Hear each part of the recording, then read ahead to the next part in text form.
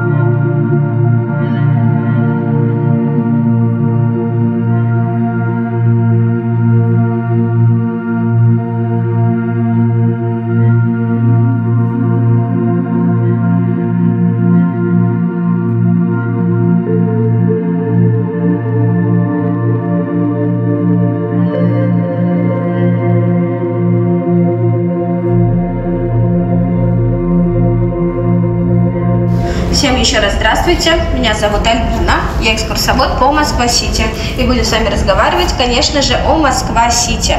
Начнем с небольшой предыстории, что же ранее располагалось на месте данного шикарного комплекса. Ранее здесь располагались дорогомиловские каменоломни. Каменоломни сохранились еще и в советское время, местные старожилы еще называли этот район Камушки. Несколько домов от этих камушков уцелели и в наше время. Однако жители этих домов ежегодно пугают грядущим сносом под реновацию, так как Москва-Сити расширяется и, соответственно, нужны новые земли и новые территории. За спиралеобразной башней «Эволюция» с правой стороны мы с вами можем наблюдать маленький кусочек моста Багратиона, который упирается в маленькую башенку на том берегу Москва-реки. Мост Багратион был сдан к 850-летию города Москвы в 1997 году. Его длина составляет 164 метра. Помимо своего основного функционала, чтобы соединять левый и правый берег Москва-реки, размещают в себе различные торговые галереи и выставочные пространства. Мы с вами находимся в башне Федерация, в секции Восток, на 90 этаже, на высоте 333 метра, откуда открывается шикарный вид на Москву. Кто был внимателен еще внизу, когда гулял по Москва-Сити или успел рассмотреть макет башни при входе на площадку, то заметил, что башня Федерация у нас двухсекционная. Секция Восток, в которой мы с вами находимся, и секция Запад по соседству, конструкция поменьше. Секция Восток – это самая высокая конструкция на Москва-Сити. И здесь занимает первое место по высоте. В Москве занимает второе после Останкинской телебашни. Ее высота составляет 274 метра над уровнем земли. Секция Восток была сдана в 2016 году, что, собственно, не так уж и давно. Секция Запад по соседству, высота которой составляет 263 метра и 63 этажа вверх, была сдана в 2013 году. В целом, башня Федерации – это уникальный комплекс по своему функционалу, так как содержит в себе и офисно-коммерческую недвижимость, и немного апартаментов жилого квартирного типа. Перенесем наш взгляд на ту самую шикарную спиралеобразную башню «Эволюция», точная копия молекулы ДНК, кто успел рассмотреть. Ее высота составляет 255 метров и 55 этажей вверх с выходом на крышу, где располагается у нас большая вертолетная площадка. «Эволюция» у нас полностью коммерческая, люди здесь не живут. Справа от нее расположилась зелененькая овалообразная башня «Империя», высота которой составляет 260 метров и 60 этажей вверх, также с выходом на крышу, где имеется небольшая вертолетная площадка. По своему функционалу «Империя» также уникальна, содержит офисно-коммерческую недвижимость и немного жилых апартаментов. Здесь у нас с вами открывается вид на не менее красивую башню, которая называется Меркурий Сити Тауэрс. Высота данной башни составляет 75 наземных этажей и 5 минусовых, которые уходят вглубь под землю. Строил эту башню Игорь Кисаев, человек, владеющий крупной торговой сетью магазинов «Дикси» и «Бристоль», всем нам хорошо известно. Здесь иногда можно наблюдать бегущую рекламную строку с названием этих магазинов.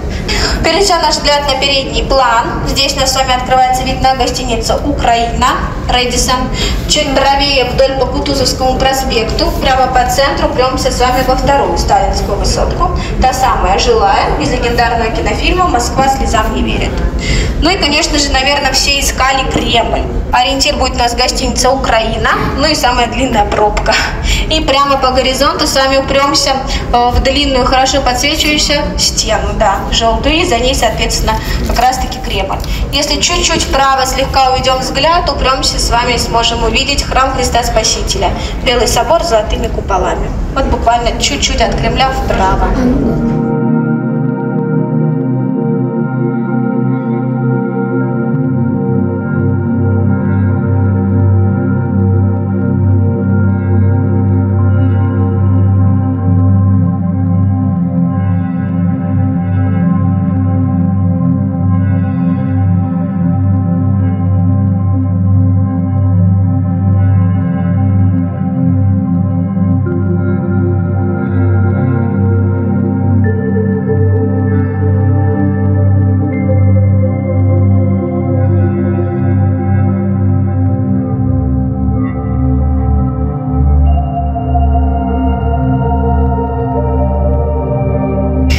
Как уже многие успели прочитать, у нас с вами расположилась башня ВТБ. Опять-таки полностью коммерческая, отдельно стоящая башня.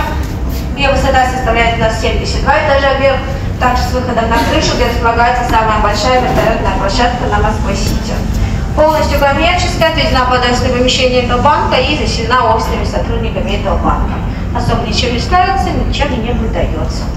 Ну и в завершении нашей экскурсии прямо по курсу Стелл увидим пятачок такой из Стелла, прямо перед нами. Парк Победы, Поклонная гора. Буквально одна станция метро от нас, если ехать из делового центра. Синяя ветка Арбатско-Махновской линии, и мы с вами на Поклонной горе. В целом все. Всем большое спасибо за внимание, хорошего вечера и настроения. Не забываем, что работает фотограф, каждому положено бесплатное фото на память. Если есть какие-то вопросы, с удовольствием отвечу.